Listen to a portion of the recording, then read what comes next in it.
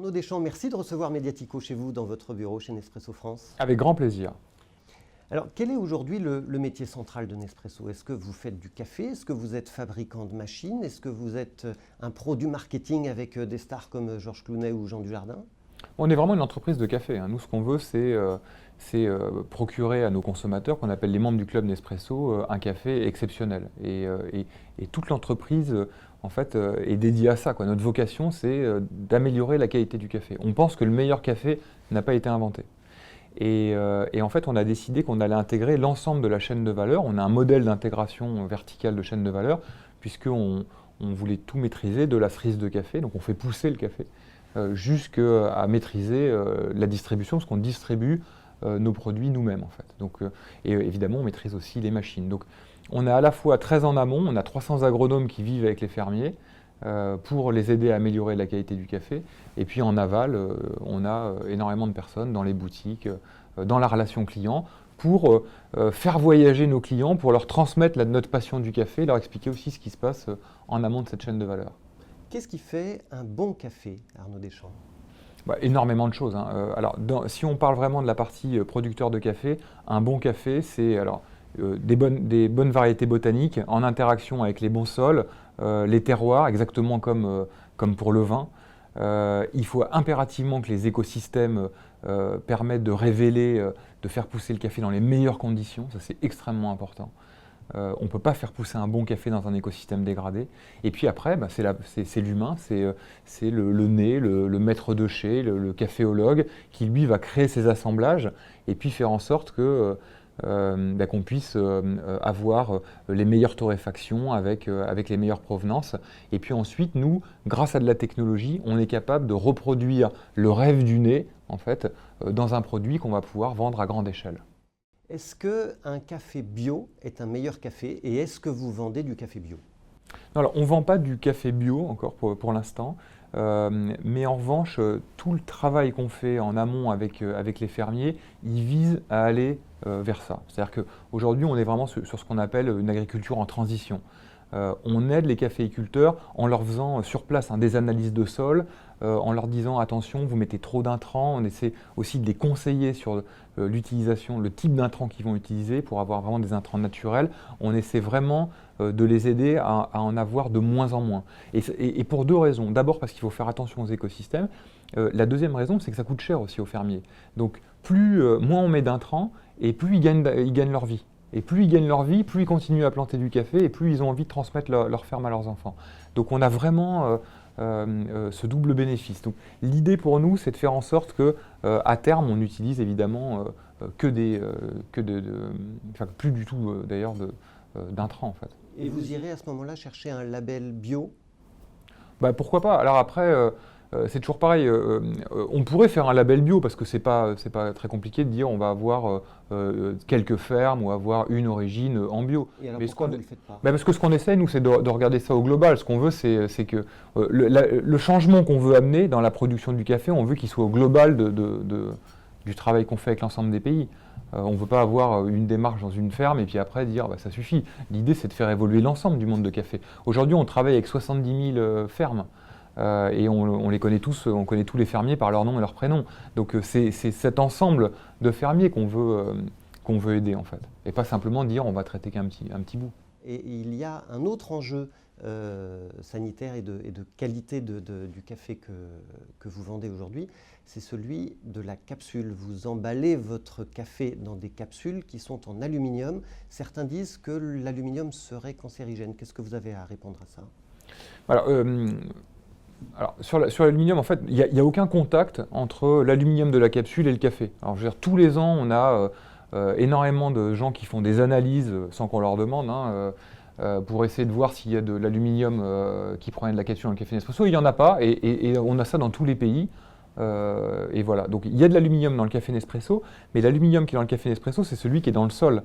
Parce que quand on fait pousser, l'aluminium c'est un élément naturel, et quand on fait pousser des produits, on a de l'aluminium. Il y en a dans les carottes, il y en a dans les pommes de terre, il y en a partout. Donc l'aluminium qui est dans le café Nespresso, c'est celui qui provient de sa culture, mais pas du tout celui qui provient de la capsule. Donc ça, c'est très clair. Il n'y a pas de contact entre le café qui est dans la capsule et l'aluminium? Non, parce qu'on a une laque alimentaire en fait à l'intérieur qui fait qu'il n'y a aucune contamination. on a besoin d'avoir de l'aluminium pour protéger notre café, parce que l'aluminium, il protège 100% le café de l'oxygène et de la lumière. Et si on n'avait pas l'aluminium, le café s'altérerait, et le café s'altère très très vite une fois qu'il est torréfié.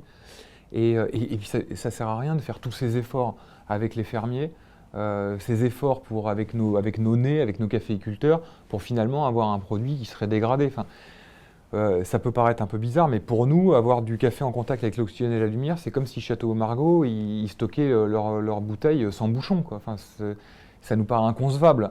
Donc on a besoin d'utiliser de l'aluminium pour faire ça. Et l'aluminium, il a beaucoup de vertus, puisqu'il est recyclable, il est recyclable à l'infini. Donc tout l'enjeu pour nous, c'est de faire en sorte qu'il puisse être recyclé.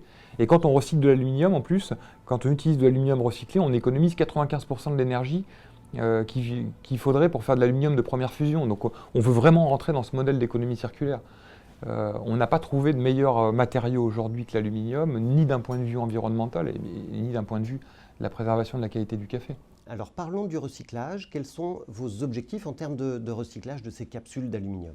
Alors on veut recycler toutes nos capsules. Donc ce qu'on a fait, moi quand je suis arrivé en 2008 à la tête de Nespresso France, on s'est dit il faut trouver une solution, parce qu'on avait des demandes aussi de consommateurs qui disaient voilà, moi je veux pouvoir recycler mes capsules. Donc on a monté un réseau de points de collecte. On a plus de 5000 points de collecte, je crois 5500 points de collecte en France. Donc ils peuvent être des déchetteries qu'on a équipées de poubelles Nespresso, ça peut être des points relais, des fleuristes, des bureaux de tabac, des stations-service, dans lesquels, donc des points de proximité. Aujourd'hui, je pense que 95% des Français ont une solution de proximité. Il suffit d'aller sur notre site internet nespresso.com/entreprise, vous mettez votre code postal et on vous dira autour de chez vous où vous pouvez recycler les capsules. Et puis on travaille aussi avec des coursiers, donc dans les grandes villes, quand vous faites livrer par coursier, on peut récupérer vos capsules. Et puis pour la division professionnelle aussi, on a des services ad hoc, donc on a des services qui passent dans les entreprises récupérer les capsules pour pouvoir les recycler. Et on travaille aussi avec la Poste, puisque les facteurs maintenant, quand ils livrent le courrier, ils peuvent aussi repartir avec les capsules Nespresso en entreprise. Donc on a essayé vraiment de trouver toutes les solutions possibles et imaginables. C'est notre réseau notre propre réseau de collecte. Mais depuis le départ, je me dis, quand même, on n'arrivera pas à avoir des taux de recyclage très importants si les gens doivent faire autant d'efforts. En fait. Parce que c'est vrai qu'on demande un effort aux consommateurs Nespresso de dire, voilà, vous prenez votre sac Nespresso, vous devez l'amener ailleurs. Et puis les gens de plus en plus, ils disent, mais il faut recycler les piles, les ampoules. Bon, puis, voilà. Donc moi, depuis le départ, je me suis dit, c'est bien, c'est déjà mieux que rien, mais si la solution d'avenir, c'est pas ça. Et donc, mon combat depuis que je suis arrivé en France, c'est de me dire, est-ce que je peux intégrer la poubelle jaune? Est-ce que demain, en fait, on pourra recycler les capsules Nespresso dans la poubelle jaune? Donc pour faire ça, je suis allé visiter des centres de tri pour comprendre comment ça marchait. Et en fait, je me suis rendu compte que dans les centres de tri, il y avait un premier tri dimensionnel, en fait. Tout ce qui est de la taille d'un pot de yaourt, après plus petit qu'un pot de yaourt, c'est pas recyclé. Parce que le premier tri, c'est on a des mailles et on trie, et donc les petits emballages, en fait, vont dans ce qu'on appelle les refus fins ou les fines. En fait. Et ça, c'est enfoui ou incinéré. En France, c'est 50-50. Et en étant dans ces centres de tri, donc le premier centre qui était à Sarcelles, que j'ai visité, je venais juste d'arriver en France, et puis en discutant avec les opérateurs, ils m'ont dit qu'on pourrait récupérer les capsules si on faisait un surtri sur ces déchets fins, enfin ces refus fins, et il faudrait mettre un électroaimant pour enlever les métaux ferreux, et puis des machines à courant de Foucault pour récupérer les métaux non ferreux. Et en fait, j'ai compris à ce moment-là que j'arriverai à recycler toutes mes capsules le jour où j'aurai réglé un problème beaucoup plus grand, c'est de faire en sorte qu'on n'enfouisse plus et qu'on n'incinère plus de métaux en France. Et c'est devenu mon combat. Et je suis allé rencontrer d'autres entreprises qui utilisaient de l'aluminium. Il y a beaucoup d'entreprises qui ont rejoint. On a créé un club, en fait, le club de l'emballage léger en aluminium et acier. On a fait venir des pouvoirs publics, on a créé des partenariats avec l'ADEME, avec l'Association des maires de France, avec Éco-emballage. Et on a créé un mouvement et on est en train de régler ça. Et aujourd'hui en France, en début de l'année, il y avait 3 millions de Français qui pouvaient recycler tous les métaux dans la poubelle jaune. Il y aura 9 millions à la fin de l'année 2016 et on veut continuer à se déployer. Mais voilà, dans quelques années, ça nous paraîtra impensable d'enfouir ou d'incinérer des métaux et ça sera grâce à Nespresso.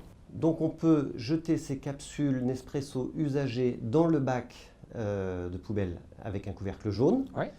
même s'il y a du marc de café à l'intérieur. Oui, parce qu'ensuite, il est brûlé. Et la meilleure solution pour nous, c'est la pyrolyse. On a trouvé des solutions de pyrolyse qui n'existaient pas en France et qui permet. Alors, le marc de café, il sert de combustible, donc il évite en fait de mettre de l'énergie en fait. Et puis on récupère l'aluminium en parfaite condition. Ça, c'est ce qu'on fait dans le cadre de la poubelle jaune. Les capsules qu'on va pouvoir mettre dans la poubelle jaune, là, on ne peut pas avoir un processus de récupération du marc de café. Donc là, on le valorise parce qu'il sert de combustible. Donc ça, c'est très bien. Mais dans les points relais, qui est l'autre façon de récupérer les capsules, donc dans les 5500 points de collecte dont je vous ai parlé, là, c'est que des capsules Nespresso qui sont récupérées.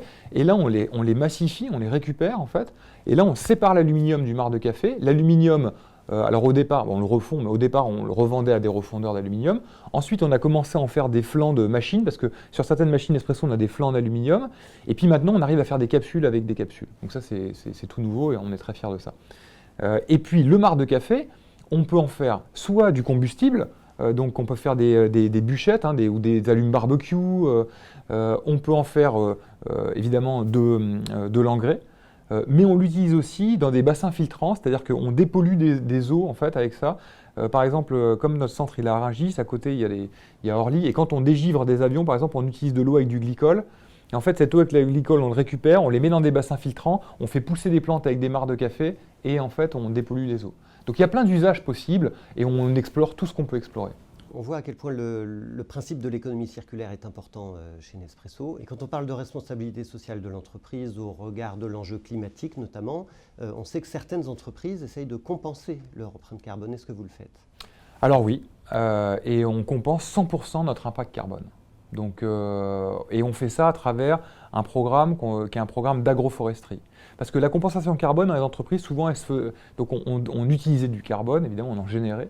Et puis après, on allait compenser, on faisait ce qu'on appelait de l'offsetting, c'est-à-dire qu'on compensait en achetant des crédits carbone, parfois sur des activités qui n'avaient rien à voir avec l'activité de l'entreprise. Et nous, on s'est dit, c'est pas de l'offsetting qu'on veut faire, c'est de l'insetting, c'est-à-dire on veut compenser nos émissions de carbone dans notre chaîne de valeur. Et donc, on a trouvé un moyen formidable, c'est l'agroforesterie. On plante des arbres dans nos champs de café, chez nos caféiculteurs. Et en faisant ça, l'arbre a énormément de vertus. D'abord, il protège le café des rayons du soleil. On a la chaleur, mais les grains ne sont pas brûlés. Il remet de l'azote dans les sols. Il améliore les écosystèmes. Il nourrit la terre. Il donne aussi des revenus additionnels aux fermiers. Donc, l'arbre a énormément de vertus. Et en plantant des arbres, on compense notre empreinte carbone. On plante maintenant 500 000 arbres par an. Et on compense 100% des émissions de carbone Nespresso. Je ne crois pas qu'il y ait énormément d'entreprises qui fassent ça. En tous les cas, dans le café, on doit être une des seules entreprises à compenser 100% de nos émissions de carbone. Ça ne nous dédouane pas de les réduire. On doit réduire nos émissions de carbone, c'est très clair. Mais en attendant, on peut au moins les compenser. On a énormément travaillé sur la technologie des machines pour réduire notre empreinte carbone. Et puis les machines, on veut les réparer aussi de plus en plus. On rentre maintenant dans des des économies d'usage où en fait, quand quelqu'un par exemple a sa machine en panne, nous on a toujours réparé les machines, donc on prêtait une machine à la personne qui avait sa machine en panne, on la réparait, on lui ramenait avec une extension de garantie. Mais aujourd'hui, on peut aussi proposer de la remplacer tout de suite par une machine qu'on a déjà réparée et complètement remis à neuf. Et ça, les consommateurs n'étaient pas prêts à ça il y a quelques années. On voit que les mentalités changent et aujourd'hui, on voit qu'on rentre dans ces économies d'usage. Peut-être que demain, vous achèterez votre machine une seule fois. Et puis après, à chaque fois qu'elle tombera en panne, on vous la remplacera par une machine déjà réparée. Ça, c'est hyper intéressant pour nous parce que c'est une autre façon de se comporter et de réduire notre impact carbone. Alors sur l'engagement de l'entreprise et son comportement à l'égard de sa chaîne fournisseur, j'ai aussi une question intéressante à vous poser parce qu'elle est en plein dans l'actualité. Vous savez que l'Assemblée nationale vient de voter en deuxième lecture le projet de loi, la proposition de loi sur le devoir de vigilance des multinationales. Est-ce que chez Nespresso, c'est une préoccupation importante de savoir quelles sont les conditions de travail chez les caféiculteurs? Est-ce que les droits humains sont respectés? Est-ce que le travail des enfants est empêché? C'est une préoccupation pour vous? C'est une préoccupation, mais c'est une façon de se comporter. C'est-à-dire qu'aujourd'hui, on ne peut pas regarder que ce qu'on fait nous, quoi. Il faut aussi regarder ce que font nos partenaires. Et puis aussi, moi, je pense que de plus en plus, on est en train de passer d'un monde de compétition à un monde de coopération. Et nos fournisseurs, on ne les voit pas uniquement comme de manière descendante, quoi. Voilà, l'entreprise décide et fait travailler des fournisseurs. Ce sont des partenaires. Ce sont des gens qui partagent un projet commun avec nous. Et donc c'est hyper important de les intégrer et de savoir comment est-ce qu'ils partagent les mêmes valeurs que nous. Et donc ça commence, nous, avec les caféiculteurs. Donc c'est très clair que dans notre programme de développement durable, les caféiculteurs doivent se comporter de manière responsable. Et on fait des audits, et comme je vous dis, on a 300 agronomes qui vivent avec eux et qui s'assurent qu'ils respectent notre cahier des charges. Il y a 2-3 ans, Georges Clooney avait été alerté par des ONG et avait finalement quasiment exigé de votre part que votre café soit produit de façon équitable. Est-ce que votre café est équitable aujourd'hui? Voilà, c'est pas exactement comme ça que c'est passé. C'est-à-dire que Georges Clooney, il connaît notre engagement depuis le départ. C'est un citoyen engagé. Il a visité lui-même des fermes au Costa Rica pour être sûr que ce qu'on lui disait était vrai, quoi. Et donc il a pu alors au Sud-Soudan, je sais pas, il n'est pas allé dans des fermes Nespresso, mais en tous les cas, c'est vrai qu'il avait été aussi à l'origine. Il nous avait soufflé l'idée en disant et si on investissait le Sud-Soudan? C'est vrai que c'était un pays en guerre, pour nous c'était compliqué. Et on est la première exportation du Sud-Soudan hors pétrole. On est la première exportation officielle. On a réinvesti les lieux depuis 5 ans, au Sud-Soudan, on a réinvesti les lieux depuis 5 ans, on aide les caféiculteurs à recréer une économie du café. On est reparti de zéro, on a créé des certificats pour qu'ils puissent exporter le café. C'est une histoire magnifique. Le Sud-Soudan, c'est le berceau du café à la fois pour l'Arabica et le Robusta. Le café poussait à l'état sauvage, les fermiers étaient partis à la guerre, il n'y avait plus d'économie. On repart de zéro. Si la situation continue d'aller vers la voie de la stabilisation, ce sera une ressource formidable pour nous demain et une vraie source de reprise de l'économie au Soudan du Sud. Donc Georges Clooney, c'est vrai qu'il nous avait soufflé cette idée-là et il s'implique et grâce à ses contacts aussi, on arrive à faire ça. On travaille avec une ONG formidable qui s'appelle Technoserve, là-bas au Soudan du Sud, et c'est une très belle histoire. Il est alerté, parce qu'il y a des ONG parfois qui ne savent pas tout ce qu'on fait, même si on passe beaucoup de temps à expliquer ce qu'on fait et qui peuvent l'interpeller. Et après, nous, on est très ouverts et en totale transparence à faire visiter toutes nos plantations, à expliquer ce qu'on fait. Et on a de très bons rapports globalement avec les ONG. Alors on sent que vous êtes engagé pour vos clients, ça c'est évident. Pour vos producteurs et vos consommateurs, vous êtes engagé aussi à l'égard du climat et donc de la planète. D'où vous vient cet engagement, Arnaud Deschamps? Quand on travaille dans l'agriculture, quand on est parce que Nespresso, c'est ça au départ, nous on est un produit agricole, on est forcément proche de la terre, quoi, et des gens. On est aussi confronté, nous, de manière très forte en fait, au dérèglement climatique. Il faut quand même se rendre compte que nous, on voit des fermiers, de par l'érosion, de par les dérèglements climatiques, perdre leur ferme du jour au lendemain. Donc on est quand même très sensible. Et puis, il ne faut pas oublier aussi que dans notre modèle économique, nous, on a besoin de ce café pour continuer à développer notre business, pour continuer à créer des emplois ici, en France. Et donc, on ne peut pas ignorer ce qui se fait là-bas, quoi. C'est pas possible. Et puis, c'est aussi une injustice, parce que finalement, c'est nous qui consommons le plus de CO2 dans les pays développés. Et puis finalement, ceux qui en pâtissent le plus, c'est les pays pauvres. Et quand on voit ce qui se passe dans certains pays, on voit à quel point ils sont touchés. Puis le café, il pousse à 1800 mètres d'altitude. Les fermiers vont devoir monter de plus en plus haut pour faire pousser du café. Donc, on ne peut pas ne pas être engagé. Voilà. Et puis après, moi j'ai beaucoup de respect pour les gens. Dans ma famille, j'ai des agriculteurs en France, donc je sais pas, ça me paraît normal, quoi, en tous les cas, d'être engagé pour un monde plus humain et puis plus soucieux de l'environnement. Vous êtes le directeur général de Nespresso France. Comment est-ce que vous faites pour emmener vos 1200 collaborateurs de Nespresso France dans ces valeurs-là, dans cet engagement-là?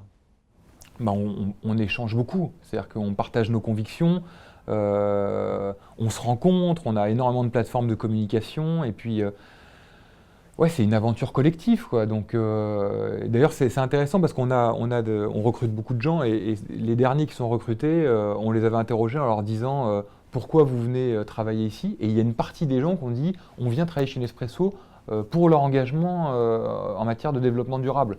Ça fait plaisir, quoi. Ça veut dire aussi quand même qu'on arrive à le faire savoir aussi à l'extérieur. Parce que jusqu'à présent, on emmenait nos collaborateurs, mais souvent, ils découvraient notre engagement dans l'entreprise. Aujourd'hui, on voit que des gens nous rejoignent parce qu'ils ont entendu parler de nos engagements. Donc ça, c'est très très fort, on est très fiers de ça. Comment vous savez, on a beaucoup de jeunes aussi chez Nespresso, on a 32 ans de moyenne d'âge dans l'entreprise. Donc on est une société jeune. Les jeunes, ils ont besoin aussi, mais comme nous, ils ont besoin de sens, quoi. Ce qu'on fait, c'est pas juste fournir du café à des consommateurs ou à des clients professionnels. notre engagement, il dépasse ça, quoi. On a révolutionné la manière de faire le café, hein, ce système de préparation avec une capsule, la technologie d'extraction. On a révolutionné la manière de le déguster, hein, mais on veut révolutionner la manière de le faire pousser, et on veut révolutionner la manière dont le modèle fonctionne avec les machines, les capsules, comment on va faire pour utiliser de moins en moins de ressources demain. Donc voilà, on veut tout changer, quoi. Alors peut-être c'est un peu... on est un peu des utopistes, mais c'est facile d'emmener des collaborateurs quand on a une mission si large et avec une vraie source de créativité. Je pense qu'il va falloir allier la raison écologique et la raison économique. Si on arrive à faire en sorte que l'écologie, en fait, crée de la valeur dans le modèle économique de l'entreprise, alors ce sera vraiment durable. Si on n'arrive pas à faire ça, alors ce ne sera pas durable parce que dès que l'entreprise sera en difficulté, ce sera des budgets qu'on coupera. Notre pari, c'est de faire ça, c'est d'inclure le développement durable dans le modèle économique et de prouver au monde qu'il peut être créateur de valeur. Et ça, c'est quand même un beau projet. Merci beaucoup Arnaud Deschamps pour cette interview accordée à Mediatico. Avec grand plaisir. Merci à vous.